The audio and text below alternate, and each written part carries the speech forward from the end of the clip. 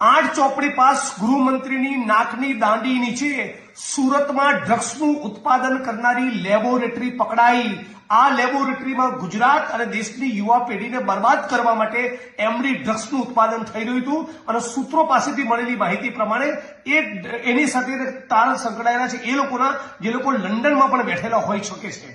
અને સવાલ એ થઈ રહ્યો છે કે આ ઇન્ટરનેશનલ કાર્ટેલની સાથે ગુજરાતની સરકારના કોઈ છેડા ના અડતા હોય તો હું નથી માનતો કે ગુજરાતમાં ડ્રગ્સ મેન્યુફેક્ચર થાય।